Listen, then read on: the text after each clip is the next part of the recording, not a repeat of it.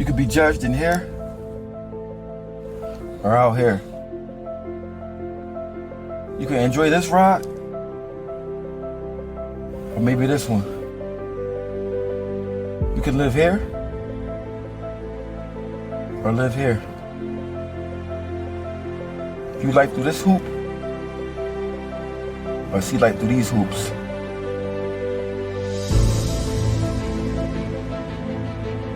This story is about change.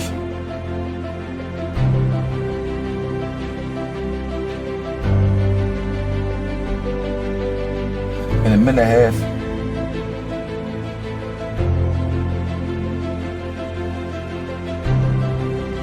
from juvenile lifers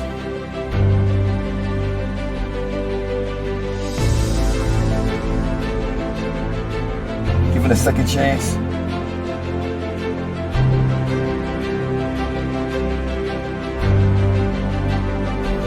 to become better people.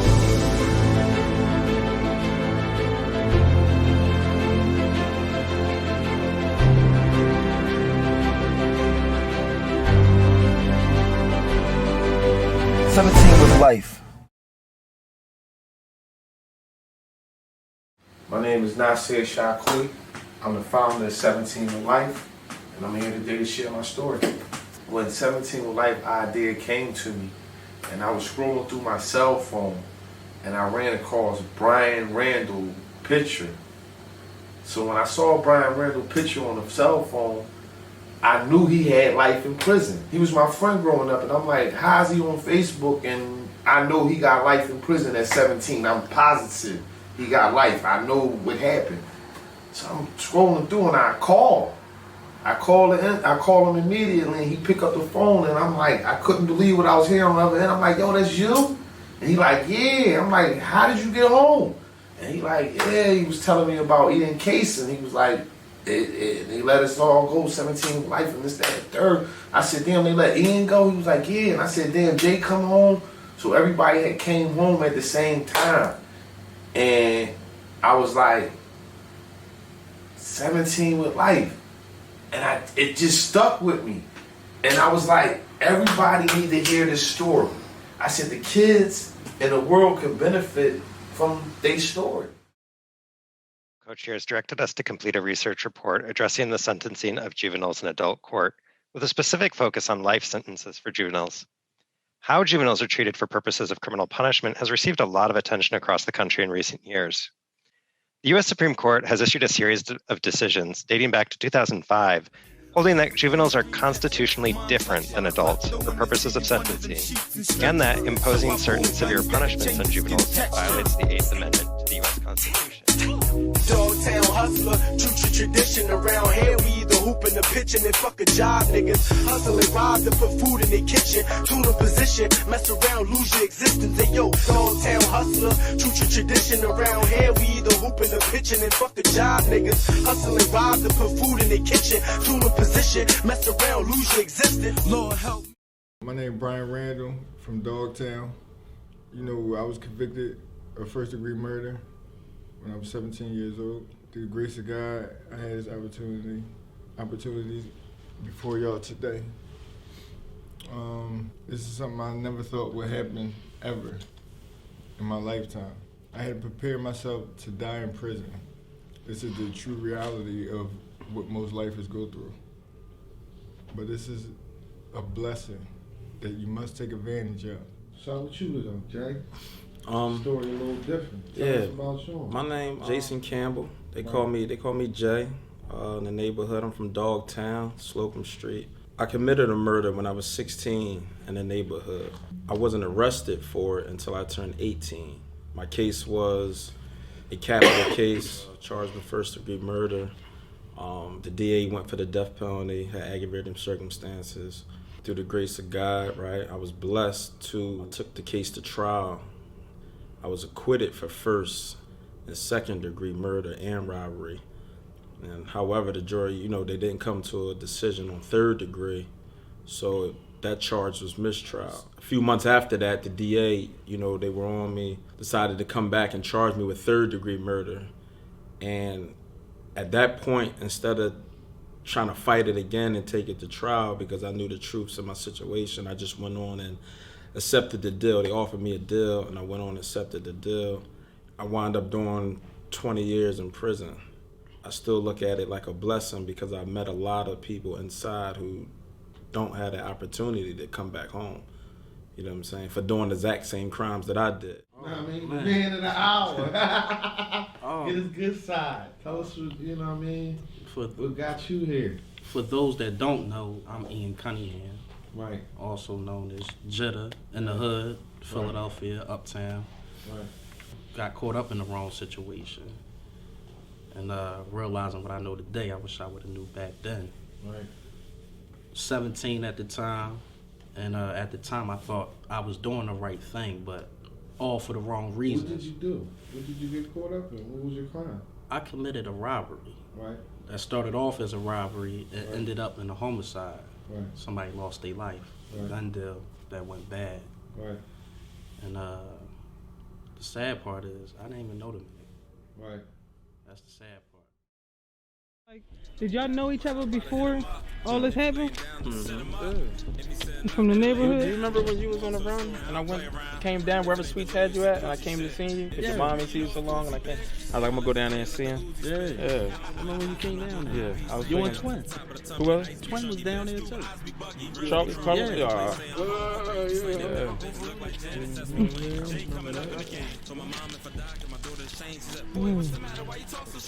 And yours was around the same neighborhood? Mine was in a different part. Oh, that's right. You said, yeah. But where are you from up over here? Yeah, I'm from over here. Like, I'm from like 3 blocks up. You know what I mean?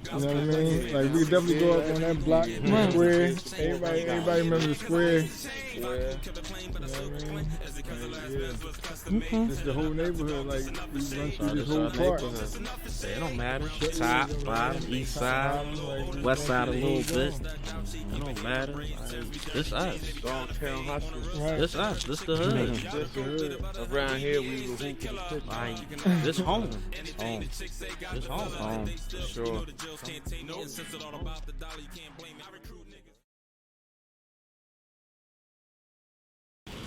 My name is Ian Cunningham. For those who don't know, grew up in Germantown, Dogtown section. Down there my whole life until I got incarcerated. I'm the youngest out of 4 siblings. Mom always worked hard, 2 jobs. Dad wasn't too much around in the beginning due to his own emotional scars and, mental pain that he'd been dealing with himself. I started stretching my legs and getting to walk around up in Germantown, back Dogtown. Like that, went to school up there, elementary, middle school, high school. Met my first girlfriend up there. I ain't always had the best grades in school, but enough, to stay above water like that. Talking about the part that I'm not saying I was one of the worst kids, Right. but I was a kid that, to get into some trouble like that. And like I said, this started off, we thought was having fun from fights, and in the midst of that growing up there, you had to defend yourself. Just to show, like, if you was one of the strong kids, it was either you was strong or you was weak. Because going to school back then, you had to prove yourself. Because if you didn't, then, you be going to school with no book bag, no coat, and things like that. I couldn't walk to school cool. Like that. And the fact that my complexion, too, because, how that go, being, the lighter color than the others, so a lot came with that. So I witnessed that as a kid as well. I come from a good block, a good community, like the neighbors and all that. They always been good to me. I always been good to them. I call them mom, like my second mom's on the blocks, my aunts and all that. Like they been good. Like my friends I grew up with, we all been good friends since childhood. Some of us not here due to certain circumstances, but they will always be here with us. Like I said, not a bad childhood. I had a few ups and downs. Been to a few juvenile placements, probably 4 the most. Been to St. Gage, Slayton Farms, Vision Quest Boot and Hat Camp, Vision Quest CBDS. I've been to JJC. Shoot, I got in so much trouble. I missed my mom own wedding.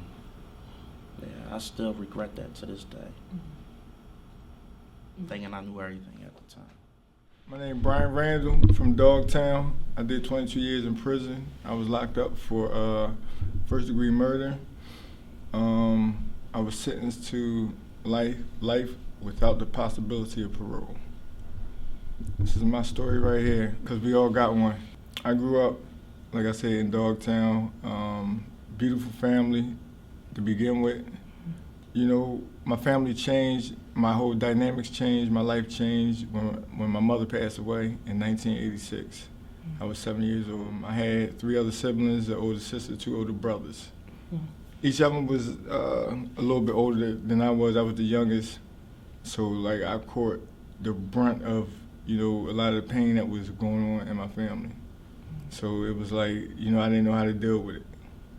So the best way I knew how to deal with it was taking my anger and my pain to the streets. So let's backtrack a little bit. You said your mom passed. Right. Y'all was close. Me and my mother was relationship close. like? Our relationship, I was with her every day. Like this was the love of my life. Like I knew nothing but her. So when you know nothing but somebody that you love so much and it's the only person you with every day of your life and you lose it, you know nothing about the other side. You care nothing about the other side. What you cared about left, and you know it left you forever. What do you love? You love nothing. Except the woman that's in the grave. So that pain and that anger that I had within, I took that to the streets. So that's the relationship I had with my mother. Okay, so walk us through, you know, so you saying that led you to the streets? That definitely led me to the streets. It was situations where it took my father had to raise 4 kids. Abruptly. He didn't know how to handle 4 kids. He worked, so he didn't have time to be home. So I got 3 older siblings who, you know, feel as though they grown. My oldest sister, she was 17 at the time. You keep that. My oldest brother was 15, and my other brother was 13. They didn't have time to take care of me. They wanted to do their own thing. Plus, by this time, my father kicked them out of the house. It was essentially just me there and my father. So this left me with time to be in the streets because he worked different hours. So this is how I was able to be in the streets and get involved in some of the things that I got involved in. Okay, so what's some of the things that you was doing? You know, just like, yeah, walk us through that. Like, What's some of the things I was doing in the streets? I tried selling drugs. I don't have the patience for selling drugs, so I would rather run down on somebody and let them sell the drugs and take what they have. It's easier for me. My name Jason Campbell. They call me Jay in the neighborhood. I'm from Mount Airy. I'm from a neighborhood that's called Dogtown. I was born and raised on Slocum Street, right off of Germantown Avenue. Growing up, my childhood, it wasn't bad. It wasn't bad at all, actually. Even though I was born into a single-parent household, I didn't know my father. I had 2 other siblings who were older than me. My mom had a lot of friends, so I had a lot of, you know, aunties, godmothers. Was spoiled like that. I was into sports. I was into football real heavy. I played for the neighborhood football team, Mount Airy Bantams. You know, always played football throughout most of the day when I wasn't in school. You know what I mean? Came home with my friends and, you know, just did a lot of the stuff the regular guys would do. You know, we did the hide and seek. We did the, construction truck thing, the wrestling, G.I. Joes. You know, just regular childhood in the 80s growing up. so it seemed like you had a pretty, like, you don't have any, like, I mean, you have good memories as a child. I have a lot of good memories as a child, yeah. So what exactly made you go from, I guess, the positive route to wanting to pick the streets? You know, because you were selling drugs at the time. At the time of the incident.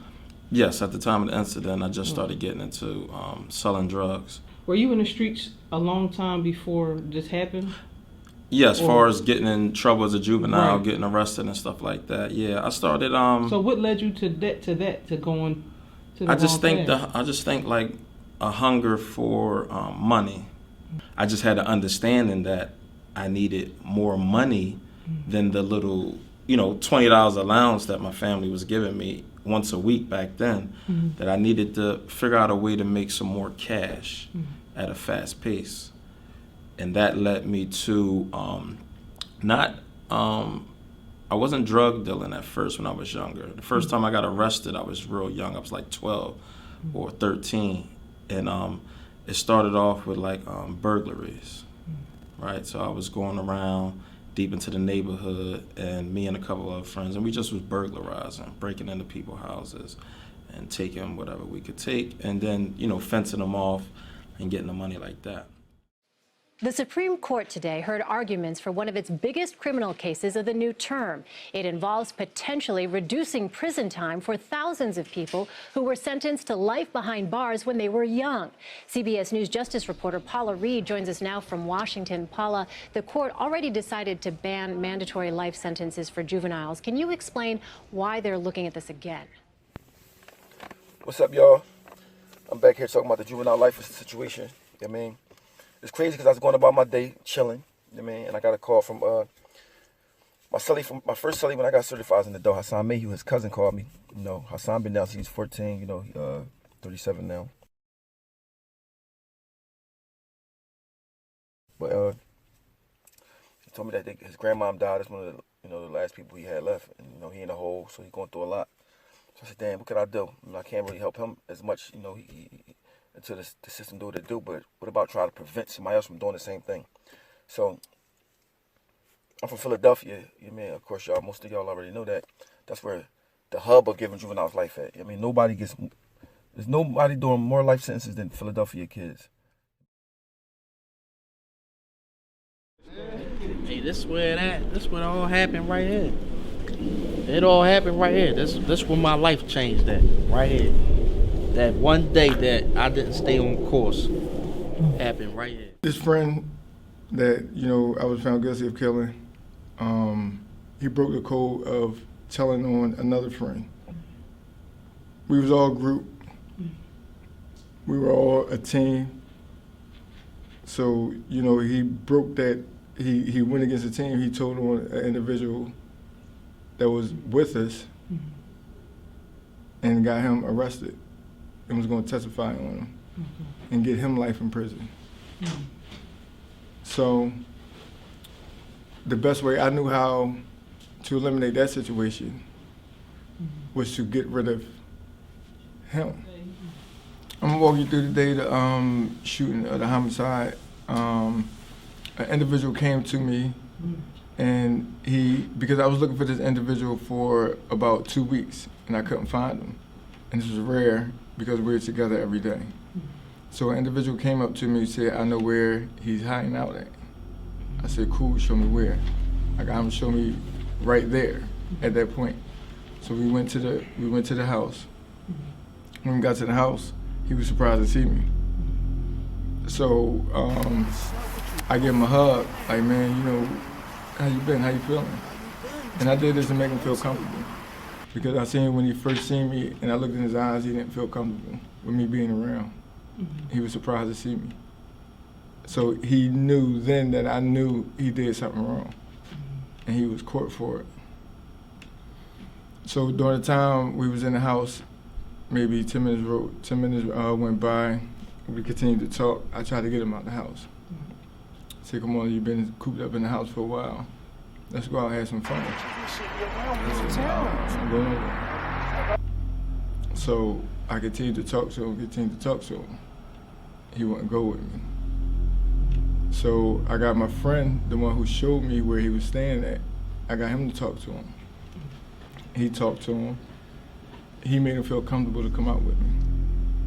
So before we was leaving out the door, the guy asked me, he said, do you have a gun on you? I said, no. I said, I don't carry my gun. I said, I just got chased by the cops a couple of days ago.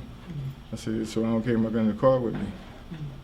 Excuse me. So he felt a little bit more comfortable. You know what I mean? So me and him is actually sitting in the back seat of the car. And, you know, we talking on the way. You know, my whole conversation is still to make him feel comfortable in my presence. So, you know, I finally get to the point where we went to purchase marijuana and syrup. So once we leave there, we take him to a park. There's a place called the Plateau. Everybody know the Plateau in Philly. We took him there. So I got out of the car. My other friend got out of the car. He didn't get out of the car.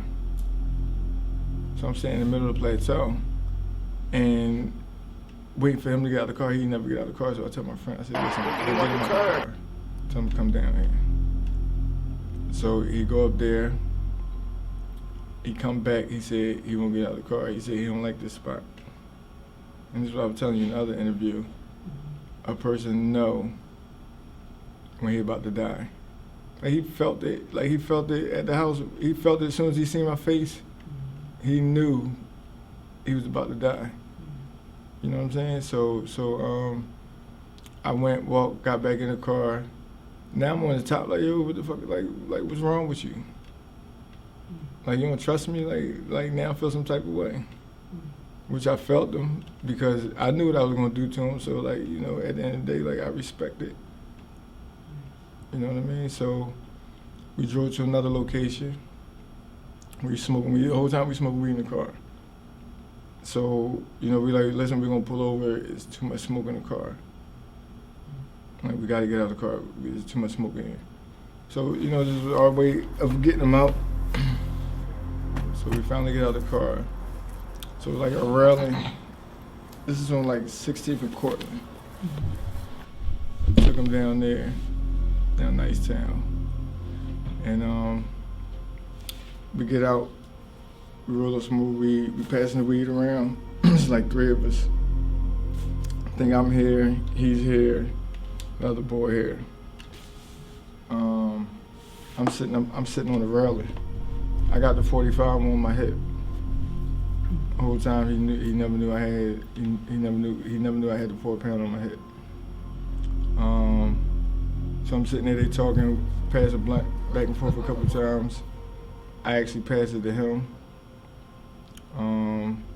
He passed it to the other guy. So the second time I passed it to him, I was just ready to go. Like I was burnt out with the whole situation. I was burnt out with going to different spots. I just wanted to get it done and keep it moving. And I stepped up on the railing. He was about maybe 5, 6, 7 feet from me. I shot one shot, went through his neck, he just fell. Boom. I walked over him like I just see all this blood, like all this blood just pouring. So, and he's also like, he's making noise. So I look over him, I bang him again, and just look at him for a minute, and just bang him again. And I got back in the car, and proceeded to go back down J Street, got some syrup, went and got some weed, and went to the strip club. And Musgrave. And Ross. His crime happened right here. My crime literally happened in the house. You might say about 40 yards right there. It's deep, ain't that deep? What led me here today, a particular day, 17 at the time, and particular but unusual at the same time. Cause I get a phone call from a friend of mine, and he told me to come back to the block, like that. And we up Germantown too. And he told me to come back to the block, which is Sharp Neck and Musgrave. So I said, all right, after I finish taking care of what I'm taking care of, I'll be up there. And not expecting what is about to happen. And when I get there, he tell me it's a situation about some older men selling guns. We was already having an issue with some guys from another area. And so the whole encounter with us by these guns was really to protect ourselves from a future situation. But in the midst of this gun deal going on, a lot of things went left. As you want to say, business didn't play out the way it was supposed to play out. You're dealing with young guys that's have a lot of high testosterone. Then you got a few older men that's, you know, trying to play the tricks in the trade. And by the time in the midst of all that, I felt my temper flaring. I felt like I was being played and cheated at the time. So in the midst of me feeling played and cheated, I said, well, I'm gonna play them back. So instead of paying for the guns and the price that he set forth, I decided to take them. So I decided to take them. In the midst of me taking them, I ended up shooting the driver, which is no longer here with us today. I shot him once in the chest and again in the shoulder. Shit, they killed my boy, yo! And when it happened, everything was so much slow motion. Like, really, I felt like my body was like really going like slow-mo because it was like a gray cloud around the area. And when I see it that I shot him, I heard that he screamed and I watched him take his last breath. That's probably one of the realest moments I ever seen in my life because I never seen it ever again after that happened. Like really, like somebody take their last breath. Like I still play that in my mind today. And I ran after that. It took me like probably 2 months to even come back up here. I ain't even want to walk through this joint. Like it was like it's beautiful times. Like I remember more beautiful times up here, man, than bad times. For sure. You know what I'm saying? Sure. For sure. Like it's but like so many memories that I wanted to forget about because I ain't never thought I'd see the town again. He's, you know, I kind of got away from him a little bit. It wasn't every day like it used to be. And so he wound up getting him and some other guys wound up getting a drug house in the neighborhood. This drug house was on Sharpneck Street. And I learned that he had brought somebody, because he's not from our neighborhood, he had moved up there, like I said, when I came home. He brought somebody that was one of his family members from out our neighborhood into our neighborhood and had him selling in his house. And this house was doing some good numbers at this time. This house was probably making about $3,000 a day, right? So it wasn't really a plan at the time. I went around the house actually to see him that day. The guy that I consider my friend. I went around there to see him that day. He just didn't show up. So I waited for a long time, right? And it got to the point where it was going into the night. It was going into the late night. And so it was, you know, people that use drugs, smokers, in and out the house throughout the night. And you had the one guy who was his godbrother that was hustling in the house. And he knew me just through interactions with, you know, our mutual friend. And so he finished selling everything that he had. And when he's finished selling everything that he had, it's only me and him in the house. There's somebody upstairs asleep. And you have one female who's, you know, in and out the house.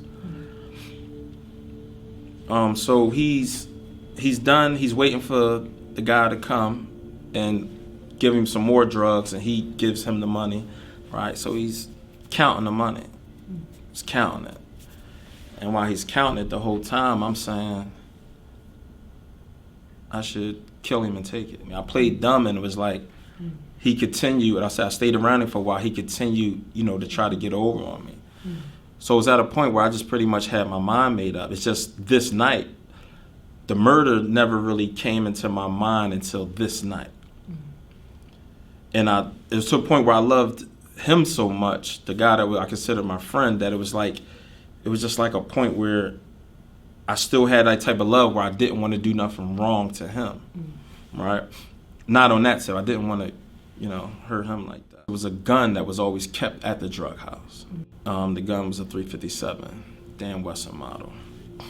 And the guy who was hustling, his guy cousin, he was getting to the point where he was tired. It's going into like 2, 3 in the morning. He's kind of tired of waiting on them. And he's like, pretty much, I'm going upstairs to go lay down. I'm tired. Whenever they come, they come. There's only one gun in the house, and it's for the safety of the house. And he like, you want the gun? So in that instance, I'm like, sure, keep it down here. He went upstairs to go lay down. He took the money with him. So like you said, I'm playing it through my head, and mind you, I have one person in the bedroom upstairs. I don't know who it is. They never came out, but I know it's a female upstairs. But I have this female that's in and out the house. She smokes coke. She actually is going out on Chew Avenue to prostitute, get her money, come back, buy coke, back and forth. So she's the only person that knows I was here. You see what I'm saying? The guy never came. The bottom motivator was that money. I actually sat him watching, count it over and over. Mind you, at this time I'm 16. I think it was about maybe 3,000 or a little over 3,000. So at that time, it's like the most money at one time that I've ever seen. You know what I mean? To me, that was more than my due. It was like, I'm gonna get this money, and you know what I mean? I took back what was mine. So that was like the motivating fact. I definitely played it in my head. Okay. And then I'm also thinking like, this revolver only has 6 shots. It got to the point, I stayed downstairs for a while. I didn't go right upstairs. And it just got to a point where I'm racing like somebody, is he gonna come any second? Something like that. So the lady that was in the house, the chick, she actually went out. She said, I'm going out, be around the corner on Chew and Horder, go do her thing. And, she left. And I made my decision. You know what I mean? I made sure that the door had like a bolt lock on the front. I eased up I went up the steps. He was up there for probably about an hour now. So I went up the steps and I went to the front bedroom. And I could hear some snoring. So I paused for a minute, right? I remember turning the light on. And I had the gun tied in with him, just in case he was up or, woke up. But I turned the light on and, he was laying down asleep. I remember raising the gun. And walking up on the bed a little bit. I probably was about 3-4 feet away from him. And I remember pulling the trigger and the gun went off. After the first shot, I remember him moan, like, make a moan sound, a sigh like, ah. And he started like moving a little bit. And I remember walking forward up on him, and I pulled the trigger 2 more times. I don't know, like everything just happened fast. I smelled gunpowder. I could smell the gun burning. I knew in my head what my objective was to get that money. I just didn't know where it was at, but the money was actually on him.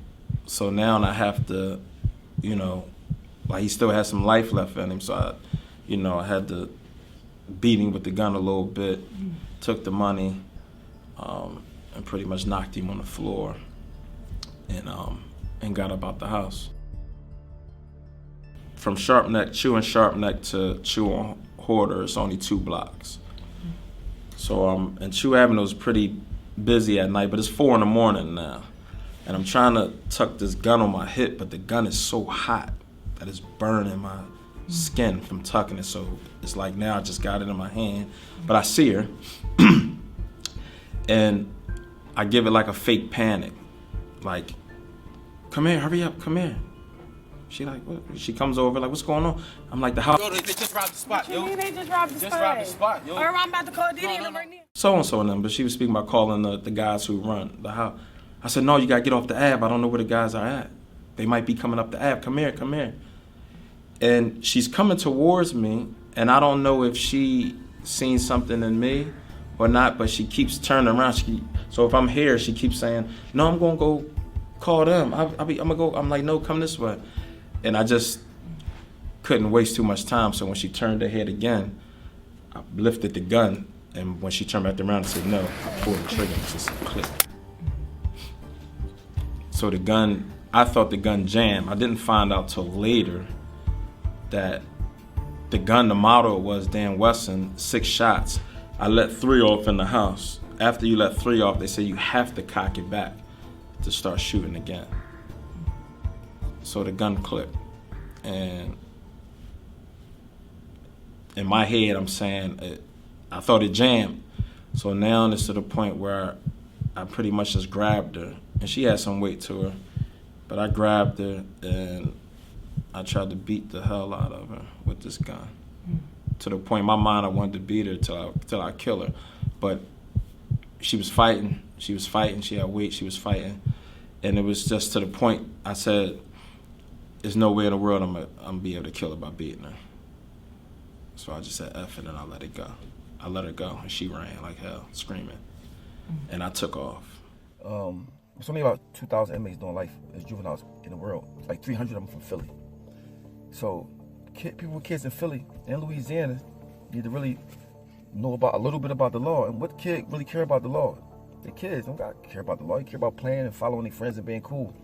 But following their friends could get them a life sentence. I mean, if you're a dad or a mom that got kids in Philly or Louisiana, or really mostly a lot of states, you really need to school them about, following their friends and being mindful of what the law is, man. Sad as it is to say, they're giving black kids life without parole, man, in adult prisons. You know what I'm saying? So, I'm gonna give y'all some breakdowns, some numbers, compare other states to Pennsylvania, let y'all see, exactly what it's hitting for. You know what I mean? But it's a sad situation. The mission is called guidance. So that's the mission. Guidance came across, which is the word that I made up. So guidance is a word of, like finance. It's a word of finance and guidance together. So it's a mixture of 2 words. So you actually guiding the kid the right way with immediate finance behind it. That's the definition of guidance. So all this that I'm telling you guys occurred after this idea of 17 life. It just kept snowballing. So when I thought, what can be the benefit of 17 with life, I thought about what happened to me when I was 13. So when I was 13, I received guidance. I received guidance because my mom was smoking crack cocaine. My dad wasn't really there, so he wasn't there like that. And my mom used to steal my clothes and my sneaks and sell them. So when I went outside my door and I couldn't, my pop wasn't there, so I couldn't get no help. So the only help I could get to was the neighborhood drug dealer. So I knew him. I knew he was looking fancy. He had a car, he had money, and I knew he could help me. So I went to him. And I said, yo, shout out to Ben. I went to him and I was like, yo, help me out. He was like, all right. He gave me some drugs. He gave me some gun. I'm 13 at the time. I went to the corner. I sold drugs. I got everything I wanted. And I got something else. Jail time. I knew I would be in some trouble because of that incident. But at the time, I didn't know how severity the trouble would be. And I'm like, I'll go to jail. I know I'm going for a long time, but I didn't know that it would turn out to be for the rest of my life.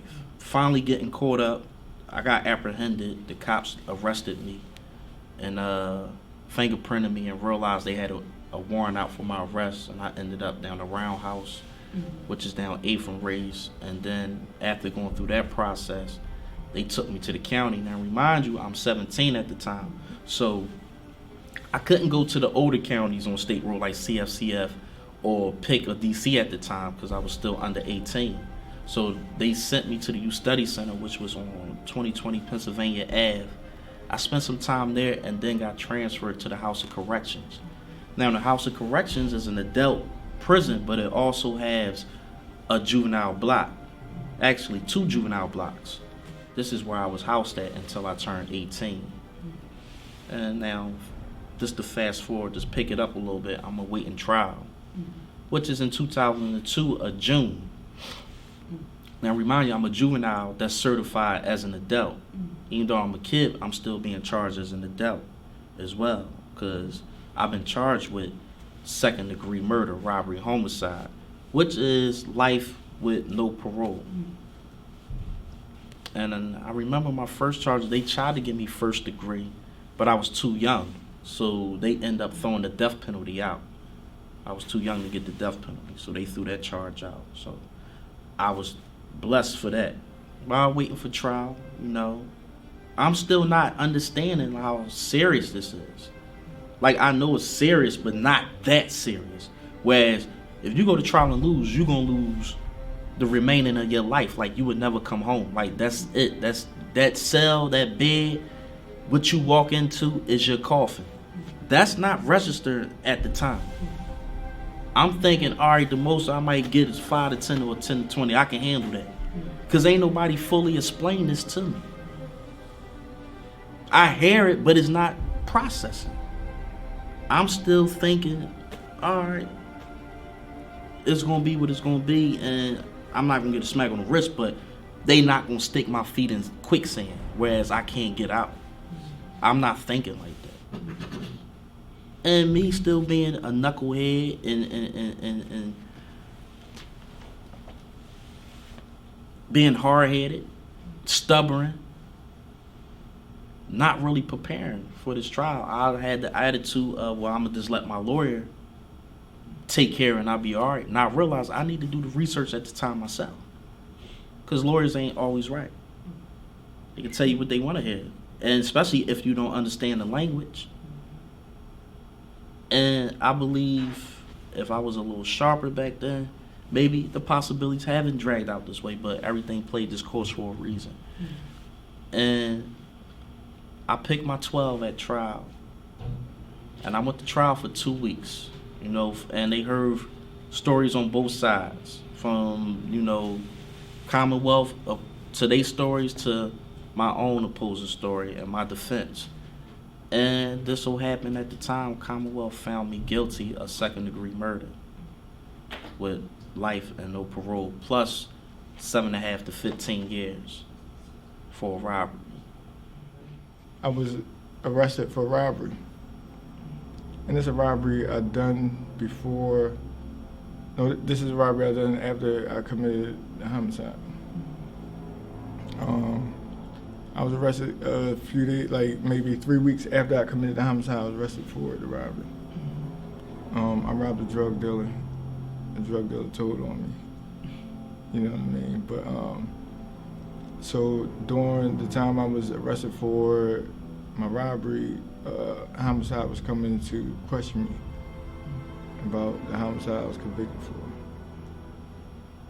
So the process of them not having nothing, because when they questioned me, they always said I was there, but they knew I didn't do it.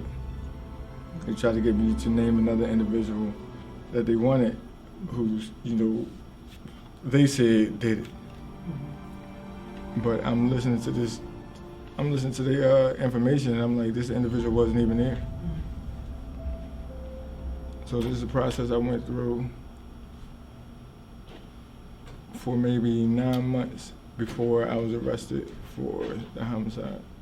I remember knocking, banging on my mom and them door 4 something in the morning. They wake up, open the door. When I come in, I'm just like, you know, I'm just panicking. I'm saying all types of stuff.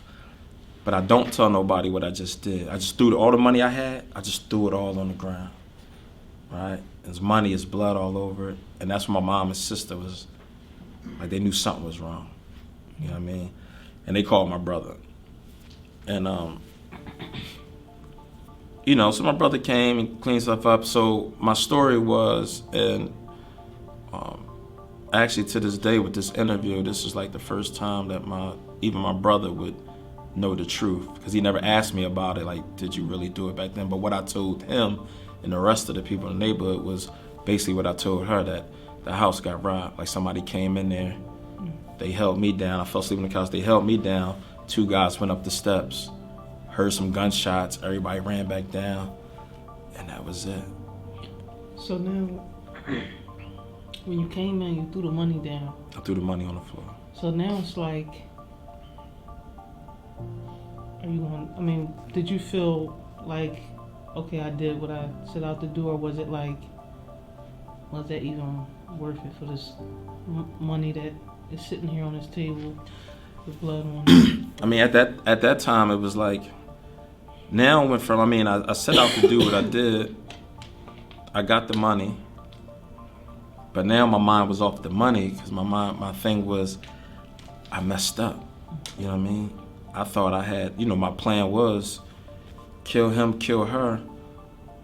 And when the people who was running the operation at the house, when they came, they would have just seen him dead, her dead around the corner, and nobody would have known nothing. You know what I mean? Nobody would have known I was there. But I messed up by that gun clicking on her. Well, I didn't get arrested right away. I was still on the streets for about, the murder happened about April of 98. Okay. I didn't get arrested for this murder until December of 99, so about a year and a half later. People knew who did it, hearsay, but nobody really knew who did it, because the guy wasn't from our neighborhood. So it wasn't like so-and-so just got killed. Nobody knew. All right, so before you get to the prison part, because you was on the run for how long before?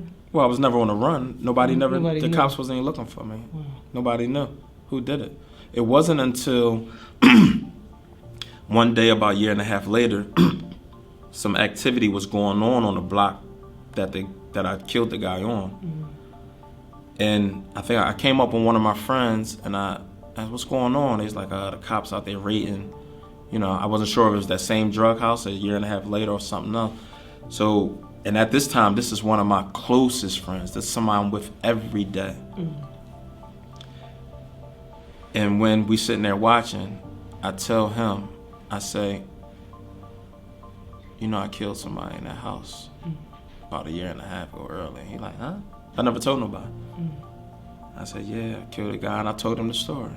I did this, went up there about 3 times, took the money, left behind. And I can't remember exactly what he said now, but that was the conversation that I explained everything to him. This was my guy. By this time, the cops have a whiff of my name. This is later on. This is December now, November, December. They have a whiff of my name, where the guy was killed at, because the guy's body was took out the house. After I killed him, his body was took out the house, and it was dumped in Fairmount Park. And 2 Temple students, from what I remember from my case, 2 Temple students was hiking, and they happened to see a trash bag, and they said they was playing like, hey, maybe it's a body in there, and they, laughing. And they said one of them went over and took a stick and poked a hole in the trash bag, and a foot popped out.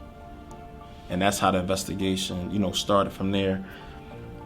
They didn't find out about he was killed in our neighborhood until the guys who ran the house got arrested for bank robberies and drugs and stuff, and was getting all this time. And now they're talking. Now they're telling, as we say, they're snitching. I know about a body, young guy, Jay, in the neighborhood, Dogtown, killed this guy. That's where he was killed at. But it wasn't enough evidence to come lock me up, because they're like, how do you know? And they have to say, so-and-so told me he was there that night he killed. So-and-so said he tried to kill her on this street. So now the cops doing their job. But they had a bunch of statements, but nobody could say that, that I, for sure, until they questioned my friend. And he told them, he was the first one that told them, I wasn't there, but Jay told me himself. He was the first person, the only person that said Jay told me himself he killed him and how he did it. And this is how he did it. So this is how I was arrested. I guess Pennsylvania, juveniles doing like 472. Adults doing like 5,104. life without parole, 5,102. So only 2 people got life that might get parole in Pennsylvania. That's just crazy.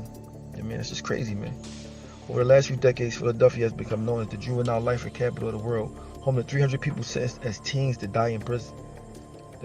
So basically, what them numbers say is that people that get life in Pennsylvania, they never come home. So you're putting a juvenile in a prison system with a bunch of adults that don't have no hope. So that's like a recipe for disaster, man. You know what I mean? So you take a kid that's 15, 16, 17 that should be in school somewhere with his friends, junior prime or something, and send him on a cell block, man, with hardened criminals, with the thought in his head that he never ever getting out. You know what I'm saying? So, I mean, I happen in Pennsylvania all the time, man. Instead of being in the classroom, end up in the school of hard knock, man. I mean, like Graterford, Rockview, got 27 state prisons. I mean, and it's deep, man. It's deep and it's happening every day, all around the country. When I was found guilty, and I was sentenced to life in prison, it hurt. Like, I was so young, I'm like, like my life is gone. You know what I mean? Like, I didn't experience a lot of things that I want to experience in this life. And we only got one life. You know what I mean? But at the same time, I had to come to grips with me having life. I couldn't change who I was. And I knew damn well I couldn't remain the same person, because if I remained the same person, then it was just gonna be more carnage. You know what I'm saying? So do you feel like prison changed you? Prison changed me in a lot of ways. But mostly it gave me the time to know myself and understand what life is truly about. And life is about making the proper decisions and the right decisions at the right time. So how, during this whole process, how did this affect your family? When I first got locked up, I ain't give a shit how it affected my family. Honestly, like, it was about me. Like, that's the selfish thinking, though, that you have at the time. That this is the selfish thinking you have, when your mind hasn't matured. You see what I'm saying? So, like, I ain't give a shit. Like, it was about me. Like, I got life. Like I'm, like, my transition to prison wasn't, it wasn't good. Like, I was in and out the hole. I was snapping out. You know what I'm saying? But this is juvenile thinking. Not from the beginning. I went to trial. I was charged with first-degree murder. All right.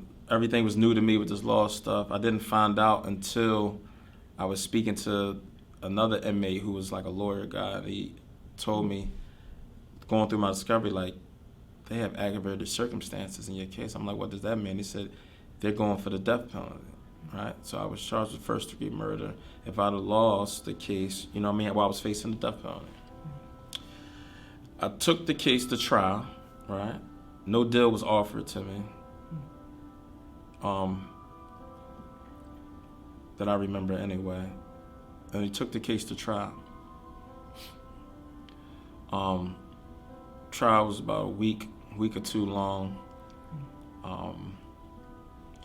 And I was acquitted.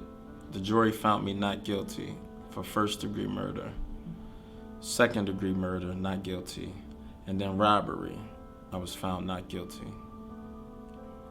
However, they told the judge, because on the verdict sheet it's 6 charges. It's them 3, first-degree, second, third, robbery, and 2 gun charges. So I was found not guilty for those 3, and they tell the judge for third-degree murder and 2 gun charges, the jury, we can't come to a unanimous decision. So now it was up to me and my lawyer.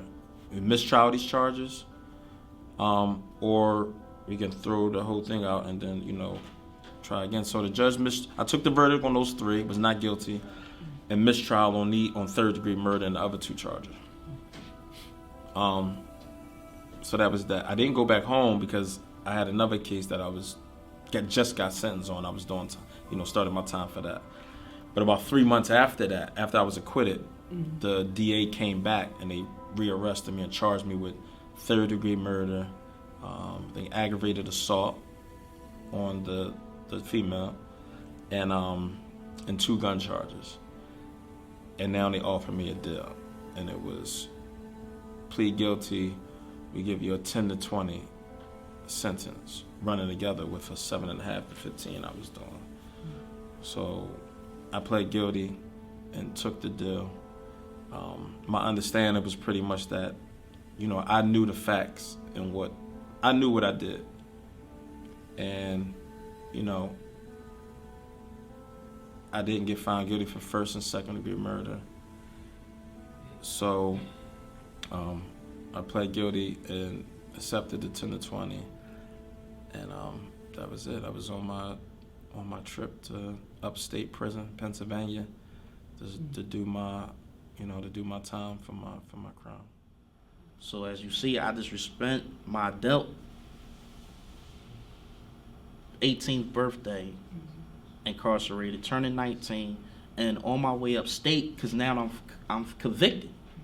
I'm convicted, so I got to take this ride from the county to Greatersfort now, because I can't no longer stay in the Philadelphia County. I'm state bound now. I got to go upstate.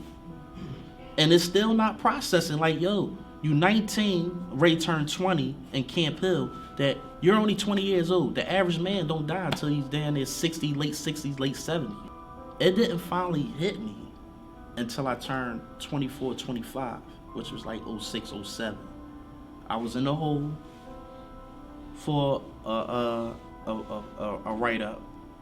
I forget what the write-up may have been, probably contraband or it might have fight at the time. But I'm in the hole. I was back there for some time in the RHU. For those who don't know what the RHU means, it means Restricted Housing Unit, meaning 23 and 1. That's what that is. And I was back there probably almost 6-7 months. And in order to get out the hole, you have to see PRC, which is the Program Review Committee. They see your behavior while you in the hole in order to let you back out in population with everybody else. But I'm sitting there one night and I'm like, these people got too much power. Because I'm stuck under the jail, not just with a life sentence, but also in the hole. I'm like, they have a lot of power. Like, they not gonna it's finally hitting me. And as it's hitting me, tears is rolling down my eyes because I'm like, it's nothing I can do. Now I understand why my mom was going through so much pain, because she felt hopeless. They just took her youngest son. And regardless what I told her to try to make it feel better, she's not seeing the light, whereas she probably looking at me like, you crazy. You can't understand what they just did to you. They not gonna let you out. It's not processing. But for some reason, I always felt optimistic. Like, no, I'm gonna be back. I'll be back one day. I don't know when, but I know one day I'll be back. I always felt optimistic about it. I used to look in her eyes like, I'm gonna come home. And she'll hear me, but she couldn't feel me.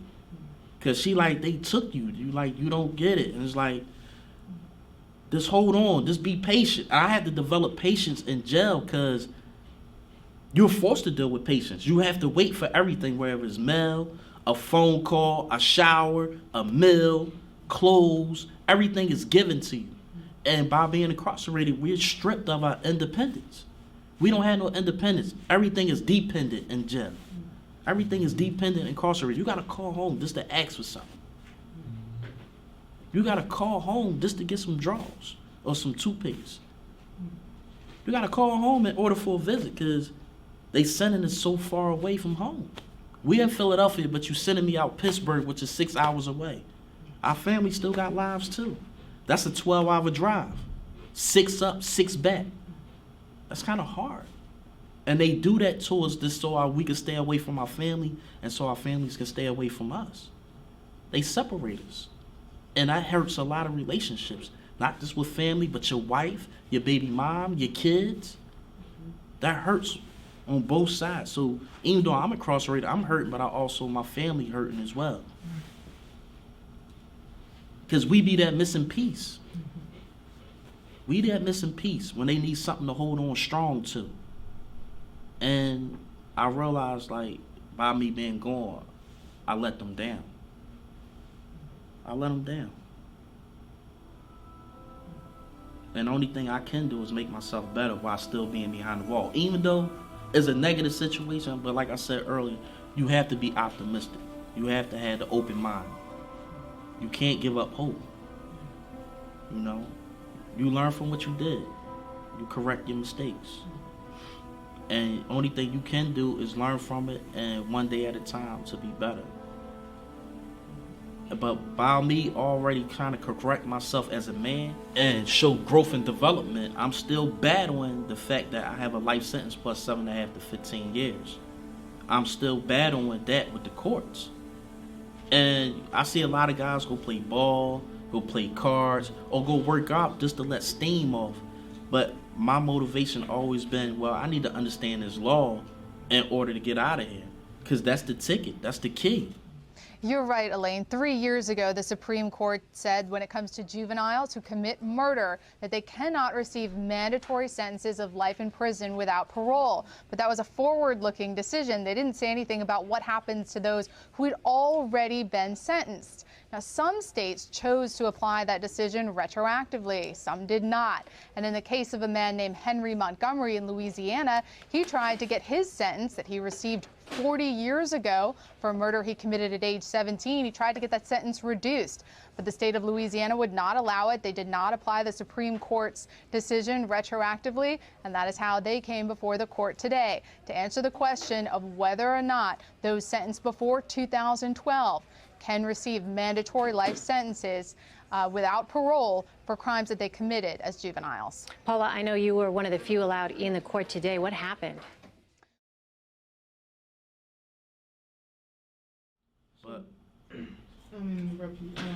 So to walk us through when you, like, in detail, you doing your own research and then finding out. Oh, I'm ready to get to that now. Oh, all right. Yeah, I'm ready to get to that now. But like I said, when a lot of guys was going to the yard to play ball, play cards, or work out, and that's okay to be a stress reliever, but like I said, my whole motivation was to understand the law, the language, to understand, well, how can I get out of here? All my pills was getting denied. And the process of this at least take a year or better just to get an answer. So you realizing while you waiting for the courts, this another year and a half that went by out of your life just to get denied and do it all over again. Next thing you know 5 years done passed and you've been dealing with this court. Somehow, some way, I came across a case was Roper versus Simmons, which came out in 2005. And it said it was unconstitutional to give a juvenile life or the death penalty under the age of 18. And I kept reading it, and I'm like, well, what's the difference between the death penalty and the actual life sentence? They the same thing. You waiting to die. It's the same thing. I put a PCRA in, which is a Post-Conviction Relief Act. And I added that to my PCRA as a supplement amendment, which I added to it. And I filed to the judge. And first, I sent it to the Superior Court. They said, well, it doesn't apply to you, so your issue is meritless, meaning the issue didn't have no weight with them in that court. So I said, all right, well, I'm going to reappeal it and send it to the state Supreme Court. And I did that, and I took probably, let's say less than a year. I get it in the mail. Now, remind you, like I said, all my previous appeals been getting denied. So this one particular mail that got good news in it, I didn't want to open it until my cellie at the time, which was my brother. Like, this was like ridiculous. My brother was my cellie. He like, yo, open your mail. And I'm like, man, I'm not opening. I already know what they gonna say. And not realize, like, oh snap, I got good news in here. Like, my appeal just got granted. But it's still not hitting me because I'm like, what they trying to Ashton Cushion me? Like, they trying to play a prank on me? Like, what is this? So I'm like, it denied all my other issues and said I had a limited grant to the outcome of another case, which is Batts versus Commonwealth. Like that. Now, they took me and his case together, put them together, one for direct appeal and one for PCRA, which is collateral review, on second degree element, and he was dealing with first. and they put both our cases in City Hall. I had an oral argument back in, this was 2012. And you had lawyers from all over down there just to hear these oral arguments from me and Bats.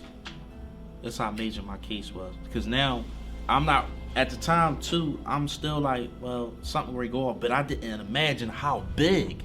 Because remind you, Pennsylvania has the most juvenile lifers throughout the whole country. It's 500 juvenile lifers in the state of Pennsylvania. Philadelphia, Pittsburgh, which is the two big major cities, and then all the small little towns in Pennsylvania. I'm seeing my case on, like, you know, from printouts off of social media. I see a lot of lawyers and all that was getting involved. So now the juveniles then turned into a movement. Cause how you gonna sentence a juvenile to life, but you got laws say he's not old enough to drink, or old enough to drive, or old enough to vote. And the brain doesn't fully develop until you're 25. Cause even though you 19 or 20, 21, yeah, you grown, but mentally you ain't fully there. You're not fully there. You still growing. You still trying to understand what it takes to be a man, what it takes to be responsible and show priorities. That's what we call growth and development. And with that movement of the juvenile lifers, like I said, it turned into a movement. And by my case being the front runner, I said, wow, my whole life this alternate. It put me in the spotlight. I gotta be honest, like I'm not too sharp with the law.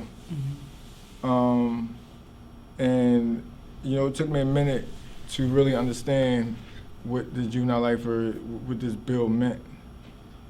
For a lot of times I didn't want to believe that it was real, just for the sake of disappointment, because you know you got so many disappointments in prison when you had life. Like I had 2 appeals that got denied, and I was in the cell one day, and my man came from the law library, and he was like, "Yo," he said, "your case is in the books, in the law books. So you know when your case is in the law books, your appeals is done." You know what I'm saying? Like there's no way of getting back. So I went over there and I looked on the computer and I seen my case in the law books. You know what I'm saying? You know a defeated feeling that is? And you feel like, you know, there's no other way to get back. But you still gotta keep moving. You still gotta push on. You still gotta be strong. You still gotta live life. You see what I'm saying? Like mentally, you gotta be mentally strong to be a lifer in prison, let alone to be a lifer as a kid. And knowing you ain't experienced nothing in life. And knowing you change, and knowing you're a different person. And you fighting for the opportunity to get back out here, to get the one thing you lost, the one thing that means everything, your freedom. That's what it is. Okay. Then when you, so walk me through when you found out you got the news that you would be paroled. Shit, I cried. Like, that's real talk. Like, I cried. They called me over to the social worker's office. And she said, "Yo, your lawyer on the phone. Your lawyer want to talk to you." So I get on the phone with my lawyer, and she like, "I got some news for you." I said, "What's up?" She said, "The DA offered you a deal." Now, you know, my whole thing was through the whole process, honestly, when I first heard about it, I was good with 35 to life. Like, they gave me 35 to life, which I'd have had to do 13 more years. I was good with that. But until I started gaining more knowledge about it, you know, it got to a point where it was like, okay, it could be something better. So when I got the news from my lawyer said, the DA offered you 20 to life, do you want it? I'm like, I got 22 in, what you mean do I want it? She started laughing, I started laughing. She said, I already know, I just gotta make sure. Part of my job. I said, yeah, I want it. She said, I'm faxing the papers. She said, I'm gonna have the papers faxed up, you can sign them tomorrow. Papers got faxed up, I went and got them. Matter of fact, no, she sent them in the mail. It took, I believe, 2 days to get them in the mail. When I got them, I looked at them. I seen the 20 to life on there. I said, damn, this is real. You know what I mean? You know, my man that I was in there with, he from Pittsburgh, he got 30 to life. I took the papers to him, and I told him to sign the papers, because I knew I was leaving. But I wanted him to feel how I was gonna feel to sign them papers when it's time for him to leave. I ain't even signing. I might be a fraud out here right now. Cause I ain't even sign my own papers, but I don't give a shit because I gave my man because I wanted him to have that feeling. In my case, it was, once I was arrested, I was facing, I would have been, a juvenile, a teen, facing life when I was arrested, facing a death penalty, and if I didn't get the death penalty, if I was found guilty of first-degree murder, I'd have been facing life. I was saved, right? I was saved by the mercy of Allah, that I was acquitted of first and second degree murder. So once I was acquitted of first and second, I knew I couldn't get life. I could never be charged again for first and second degree murder, right? So life was off me. This was one of the reasons that made me, when they offered me the deal for third degree, that I went on and pled guilty, because of that. Again, like I said, me and Ian, right, we were friends before we went into prison, and my mother and his mother, Miss April, are good friends. So I would always hear things, through my mom, through his mom about, him. And just from being in prison, reading law, whenever I see his name, I used to say, hey, that's my guy, that's Ian. Okay. I would follow, his case from where I was at, just because I knew him. And then through my travels, I met so many other good guys, good men, who were juvenile lifers. People who had life, they were sentenced to life for crimes they committed when they was juveniles. So, when I learned about his, case getting granted, where juveniles who were sentenced to life in prison in Pennsylvania was found unconstitutional, so now they had to get resentenced. I was happy for everybody, happy for all the men, So what was your process of actually getting paroled, I guess? Well, like I said, for years going back and forth, every year I would see parole. And they would deny me and give me a year hit, so they see me again next year. And this went on for about 7 years. Mind you, so it was a possibility I could have went home in 2011, 2012, 2013, 14. But here it is, I didn't go home till November 2018. A lot of people say, what was it? Was it because I had a relationship with, a staff member who was white? Or was it, my behavior in the beginning that let me, for them to take it out on me now and they keep giving me these hits? Nobody knows, but, I continued to be patient and made it through. But, so when I would go see parole, it was like, I didn't even get excited no more because I would get a hit every year. I would really go up there with, didn't say much to them, didn't care. I had that attitude, I don't care. I knew how much time I had, and that was, if I had to max out, then I was prepared to max out. I was prepared to do another 6-7 years until it was max out. And I just, I went up there the last time, and when the lady told me to come into her office and sit down, and she told me I got granted parole, it was like, it was like unbelievable. one hand ain't washing the other. How both gonna wash the face? Just a soul inside of a man's body that, like the souls of Malcolm Jordan, got it.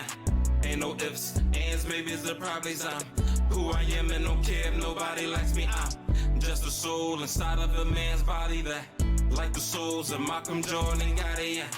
Ain't no ifs, ands, maybes, or probablys. I'm who I am and don't care if nobody likes me.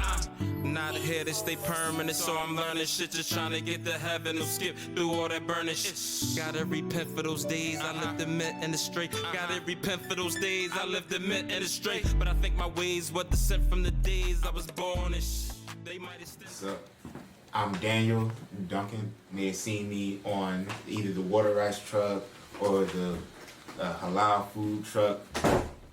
But yeah, I've been here since, I want to say the beginning. A lot of people don't know that I actually consider myself to be one of the first Guyancers, or people to be Guyanans, because when I came in, I didn't really know anything. I didn't really have much, but then it's like through all these different things that I picked things up. I'm more financially stable. You know, I actually got Guyanance the right way. And now I'm just using what I learned to better myself and 17 with life. And that's really what Guyanance is about, to take the things that we learn and then use it for ourselves and others. And that's all you can help to do, or hope to do. Cheers. It was a hot bench. There were lots of questions for both sides, but the justices seemed to come down particularly hard on the state of Louisiana, and that follows a trend that we've seen over the past decade of the court applying a more progressive approach to juvenile justice and recognizing that juvenile defendants are a different category than adult defendants. So they came down very hard on Louisiana's argument that it would be impractical to change sentences that were issued several decades ago, or that it would be unfair to victims. Some victims' rights advocates oppose this push to reduce older sentences. Why is that? Well, they say, Elaine, these sentences came down decades ago, and for many of the victims, it reopens those wounds. And some of the victims that I've talked to, victims' families, say, it doesn't matter if your father is murdered by a 13-year-old or a 33-year-old. It's a life sentence for you and the other people impacted by that crime. And Paula, when is a decision expected, potentially, and how many people could be impacted? We expect a decision by June. Over 2,000 people could potentially be impacted by this decision. And for those people, it'll ultimately mean the difference between freedom or dying in prison.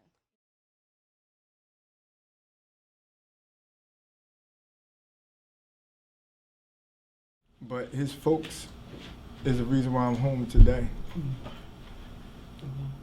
You see what I'm saying? When I went to my resentencing hearing, the judge, she read over my file. She already knew my file anyway. She already knew my charges and,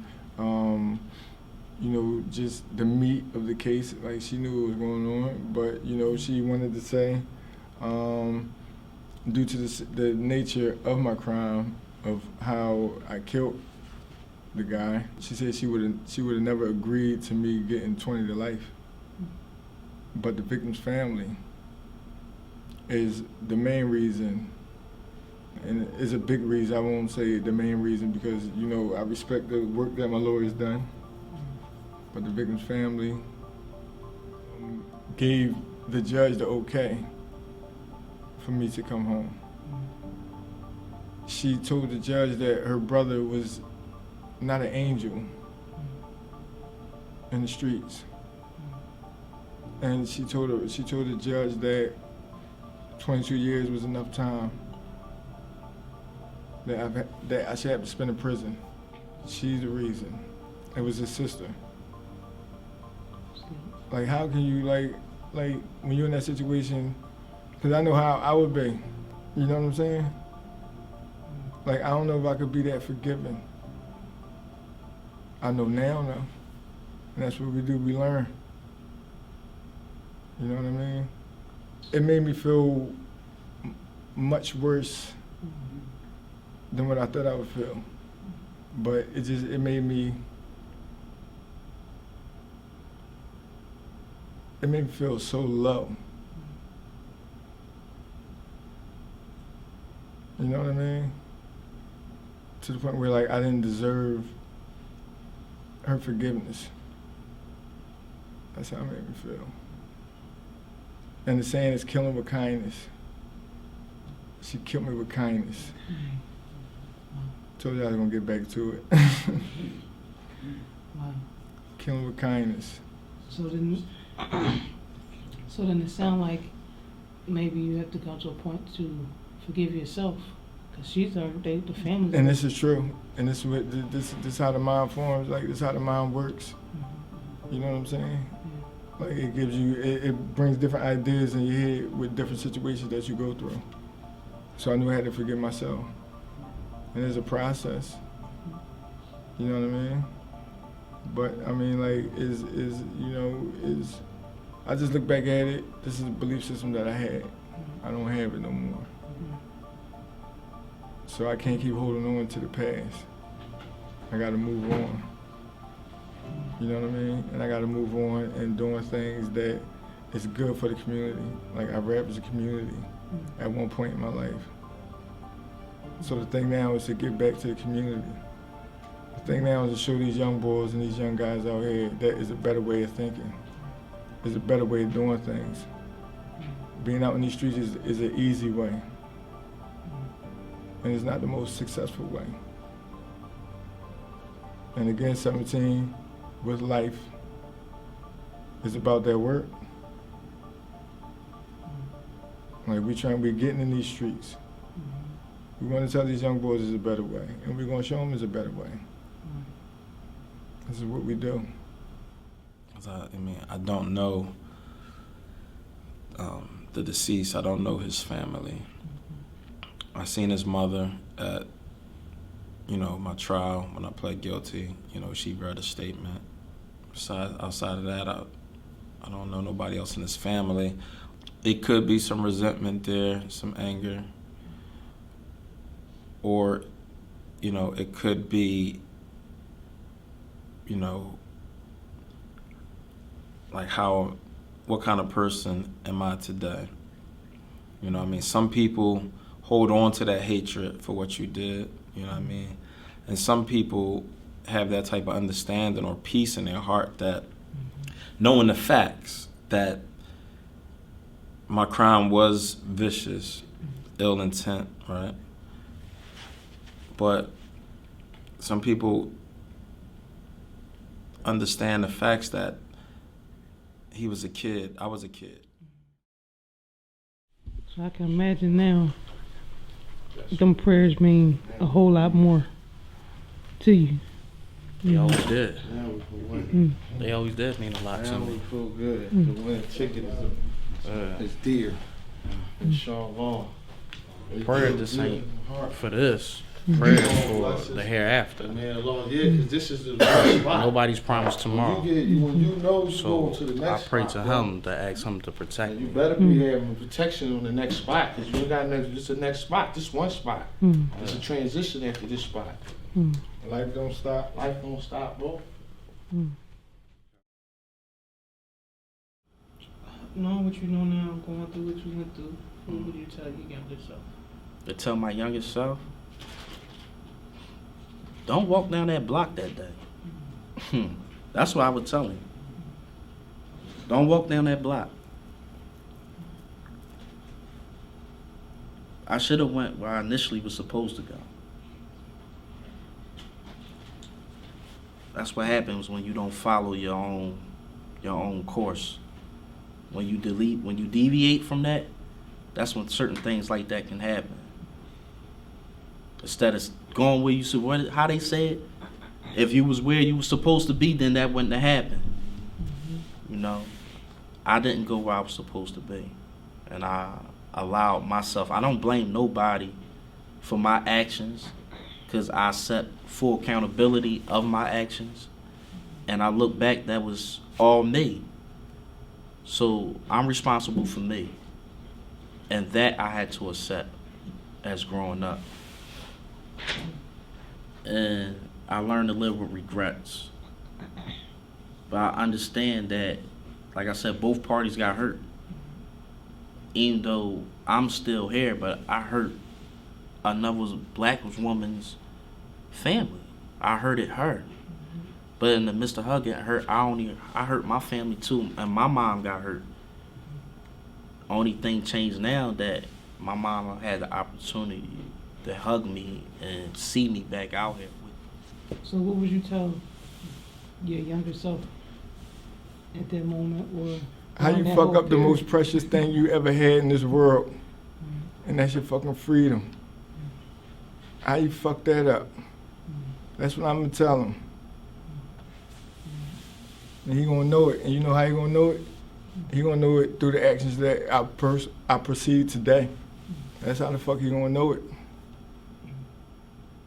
Cause I'm gonna get it done. What would you tell your younger self, your 16-year-old self? I would tell that 16-year-old Jason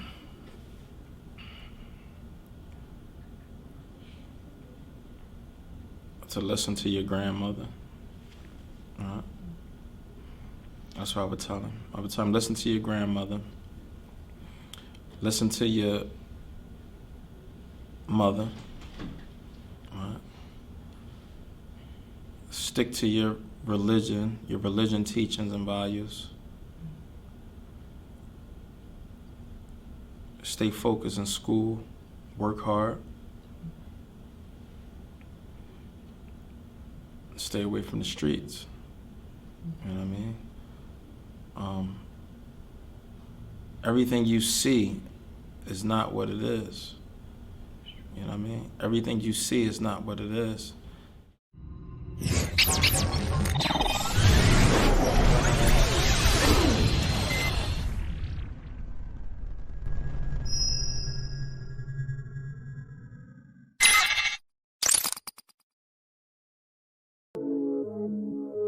Had a lot of homies, most of them died, and they died young, talking under 25. It's not going to be finished for time. My lifetime is over, but God willing that it goes on beyond my lifetime and for years to come in the future. Because it's more than just us talking or something like that. 17 Life is more of a lifestyle. With a bang in the sock, never going home in the celly, it's a spot. Late 7 guards, so we in a whole lot. Do it for the homies, I just do it for the homies. I just do it for the homies, I just do it for the homies. I just do it for the homies, I just do it for the homies. Gave my younger life blessed in the 25. He was so young, couldn't vote, couldn't drive. Only 15, seen the fear in his eyes. Life mean life, you ain't leaving there alive. Couldn't pay a lawyer, so you had a PD. Ain't even doing what he telling you to please. I never thought I'd see the town again either. I never thought I'd be back to town again. Like the town got love. There's definitely love is in the town. Yeah, there's love back here. Like regardless that, like I said, there be a lot of negativity.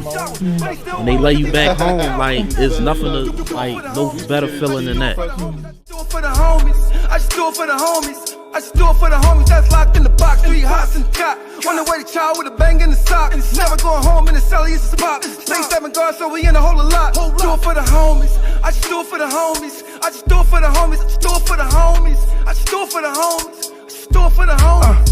Do it for my homies doing life up Dallas. Picture 450 till their hands get callous. Assalamu alaikum up to Abdul Malik. He said God the only thing keep him balanced. Keep him locked down since 19. Because my son is so he needs some help. Can't even find him. We here to give it. We here to give If it. y'all doing Already serving time and he still kept the charges. Heard he just took a ice pick to the sergeant. Just from homies that never get visits. Michael Green was back to the block from the kitchen. Just from homies that never go to yard. Only law library try to come home tomorrow. Do it for the homies. I just do it for the homies. I just do it for the homies. I just do it for the homies. I just do it for the homies that's locked in the box. 3 hots and cot. On the way to child with a bang in the sock. Never going home in the celly, it's a spot. Stay 7 guards, so we in a whole lot. Do it for the homies. I just do it for the homies. I just do it for the homies. I just do it for the homies. I just do it for the homies. I just do it for the homies. This for all my niggas forgotten, left rotting, Kings reading, brainstorming, death plotting, wishing they go wake up the dead and get cockering, so they can go home for Christmas and stop stockings. Picture they self in the Benz, 2 pockin', hoping they get one more chance like Biggie. And have a bitch so long that fuck Miss Biggie. I'm speaking for the lifers, dog, ride with me. Courts keep passing him off like stocking. DA hogging the lane, shot blocking. Praying 5 times a day, rock cotton. Ain't no light in the tunnel, they need a flare. People so frozen, it's hard to squeeze a tear. Jody picked up, dog, she ain't in. You going in forgotten, dog, she don't care. You going in forgotten, dog, she don't care. Commissary passing me by, getting bony. This is getting longer and longer, getting lonely. Homies don't respond to his kites, they getting phony. But I'm here for you niggas, whatever, just phone me. Commissary passing me by, getting bony. This is getting longer and longer, getting lonely. Homies don't respond to his kites, they getting phony. But I'm here for you niggas, whatever, just phone me. Commissary passing me by, getting bony. This is getting longer and longer, getting lonely. Homies don't respond to his kites, they getting phony. But I'm here for you niggas, whatever, just phone me. Freeze, do it for the homies. I just do it for the homies, I just do it for the homies. I just do it for the homies. I just do it for the homies that's locked in the box. 3 hots in the cot. On the way to child with a bang in the sock. Never going home in the celly, it's a spot. Link 7 guards, so we in the hole a lot. Do it for the homies. I just do it for the homies. I just do it for the homies. I just do it for the homies. I just do it for the homies. I just do it for the homies.